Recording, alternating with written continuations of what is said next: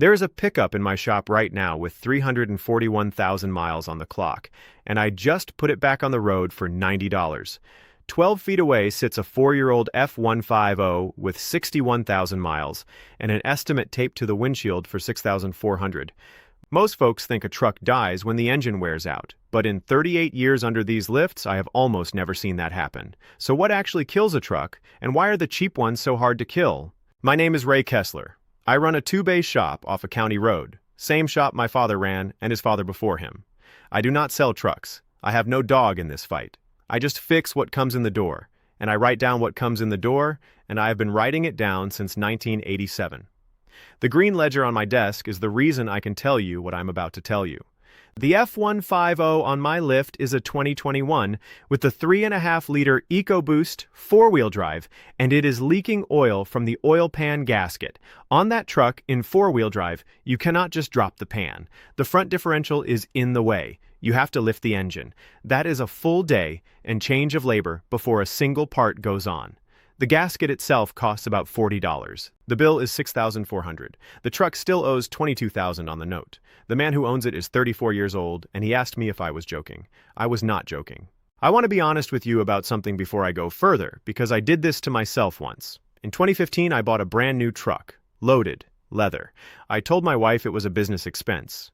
78 months of payments, and by year 4, I was paying $1,100 a month between the note and the full coverage insurance, and I was afraid to put a pallet of block in the bed because of the paint. I owned a truck I could not use like a truck. I sold it at a loss and went back to a 14-year-old Chevy, and I have never gone back. Quick word before I go further. The old methods my family uses, there is more of it than fits in any one video. I gathered the whole of it into a book you can buy in our pinned comment below. The book is the long version. If you want it, it is there. I will not mention it again. The $90 truck is a 1996 Chevy K1500. That belongs to a fellow named Dwight who hauls firewood. 341,000 miles. It came in dead in the lot. It was a fuel pump relay and a corroded ground strap. $26 in parts, 1 hour of my time. He drove it home. That truck has been through 2 water pumps, 1 alternator, a radiator, and a set of brake lines in the years I have had it. Total, all in, since 2011, I have charged that man about $4,100. That is less than the estimate sitting on the F-150 windshield today, spread across 14 years. Now here is what I need you to understand, because everybody gets this backwards. Dwight's truck is not still alive because it was built better. It was not. The paint is chalked, the seat is patched with duct tape, the doors do not shut like a bank vault. It is still alive for a completely different reason. And once you see that reason, you will never shop for a truck the same way again. So what is it? What is the one thing that separates the trucks that make it to 400,000 miles from the ones that get scrapped at 90,000? I will tell you. A truck does not die when it stops running. A truck dies on the day the repair costs more than the truck is worth. That is the whole thing. That is the only rule. Nobody ever pushes a truck into the weeds because it wore out. They push it into the weeds because the bill was $7,000 and the truck was worth $5,000, and the math said stop. Every dead truck in every field in this country died of arithmetic, not metal. So if that is what kills them, then longevity is not about the engine at all. It is about the size of the repair bill divided by the value of the truck. And that little bit of arithmetic explains everything that has happened to pickups in the last 15 years. A new truck is not less durable because the steel got thin. It is less durable because everything on it costs a fortune to touch. 10-speed automatic transmissions with valve bodies that cost more than my first car. Turbochargers, cam phasers, aluminum body panels that most small body shops are not certified to weld, so a dented bedside becomes a $4,000 conversation. Modules talking to modules over a network, so a bad sensor in the tailgate can put the truck in limp mode. Trucks now sticker between $55,000 and $70,000, and people are financing them for 7 years, which means they are upside down for 4 of those years. Here's the contrast. Plain. On Dwight's 1996, the oil pan gasket job is 2 hours and a $30 gasket. On the 2021, it is $6,400. Same leak. Same amount of oil on my floor. Same job on paper. The difference is not durability. The difference is access and parts price. That is it. Now here comes the part that reframes the whole thing. And it took me 20 years of ledger entries to see it. The most reliable truck in America is not the one with the best engine. It is the one with the most of them in the junkyard. Parts supply is reliability. A truck that sold 6 million units and has been on the road for 30 years has a used engine in every wrecking yard within 100 miles. 3 aftermarket companies making the water pump. A mechanic in every town who has done that job 40 times. And a YouTube video for every bolt. That truck cannot be killed because every repair is cheap. A truck with a rare drivetrain and a dealer-only part is fragile, no matter how well it was built. You are not buying an engine. You are buying a future repair bill. Buy the cheap bill. So let me give you the 5. These are the trucks I would buy with my own money tomorrow, in order, and the one thing to check on each. Write these down. Number 1, the 1988 to 1998 Chevy and GMC C1500 and K1500 with the 5.7-liter 350. Call it the OBS, old body style. $2,500 to $5,000 for a running one. More if it is clean.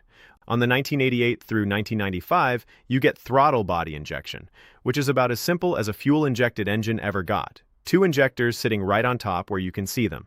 210 horsepower, which is nothing, and that is the point. It is not stressed. I have seen these go past 300,000 on original bottom ends. Here is the trick most people miss. From 1996, they went to the Vortec with the spider injector assembly under the intake, and those poppet nozzles fail and flood the engine.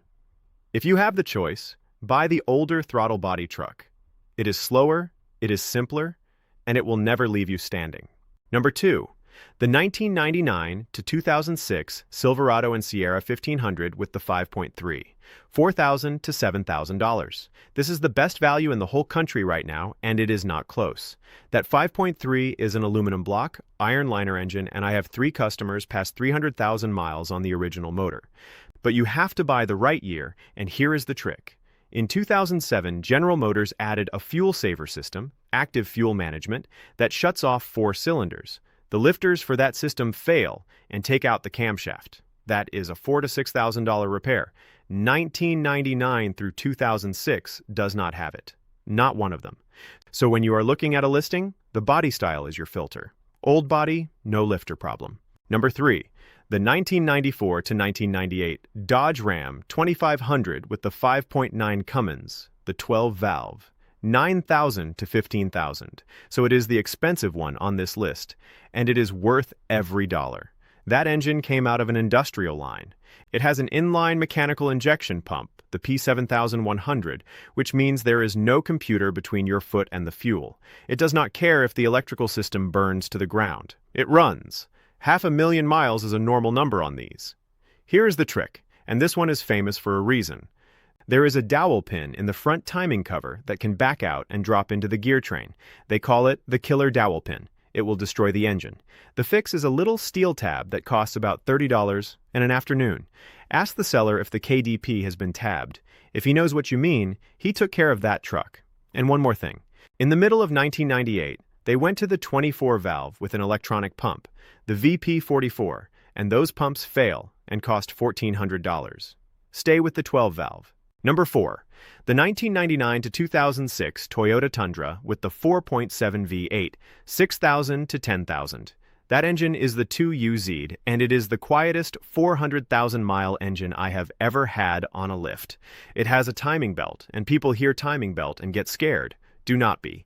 Change it every 90,000 miles with a water pump, $600 to $900 all in. And here is the trick that matters. It is a non-interference engine. If that belt lets go on the highway, the valves do not touch the pistons. The truck coasts to a stop and you tow it home and put a belt on it. There is no engine to rebuild. Almost nothing else on the road can say that. What you do have to check is the frame. Toyota had a rust program on the 2000 through 2003 trucks. Take a small hammer and tap the rear frame rails above the axle. If it sounds like a drum, walk away. If it sounds like a wet cardboard box, run. Number 5, and I know how this sounds. The 1997 to 2003 Ford F-150 with the 4.6, $3,000 to $5,500. An old F-150 will outlive a new one, and I say that with a straight face. That 4.6 is a 2-valve motor with a timing chain, not a belt, no turbos, no direct injection, and the 4R70W transmission behind it is honest. 2 things to check. 1, the plastic intake manifold on the earlier ones cracks at the coolant crossover. Ford updated it with an aluminum crossover. Pop the hood and look for the metal piece. 2. These have 4 threads holding the spark plugs into an aluminum head, and a plug can blow out. It looks catastrophic. It is not. A thread insert kit fixes it for about $200 a hole. Now, one thing that applies to all 5, and this is the thing that will actually decide whether your truck lives. Rust. The engine is not what ends these trucks. The frame and the brake lines are. So before you buy anything, get a $25 Bluetooth code reader for your phone and check for stored codes the seller cleared this morning, and bring a magnet. Run the magnet along the rocker panels and cab corners. Where it will not stick, there is filler over rot.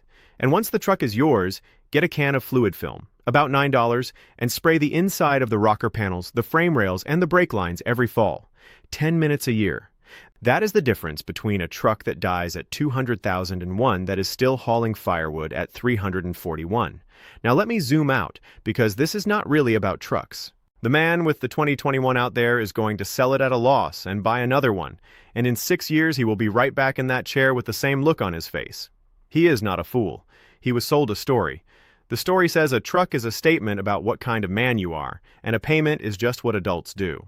I want to give you the real number instead. $6,000 for a truck, liability insurance instead of full coverage, and about $800 a year in maintenance. That is the whole cost. Against a $900 note plus $200 in full coverage, you are keeping $13,000 a year.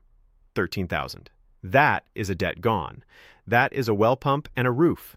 That is not being afraid when the transmission acts up, because the truck owes you nothing. And there is something else you get that nobody puts in an ad. A truck you can work on is a truck your boy can hand you a wrench on. My father taught me on a straight 6 in the same bay I am standing in. You cannot teach a 14-year-old anything under the hood of a truck that requires a subscription and a dealer scan tool. The old ones give a family something to do together. That is worth more than the leather.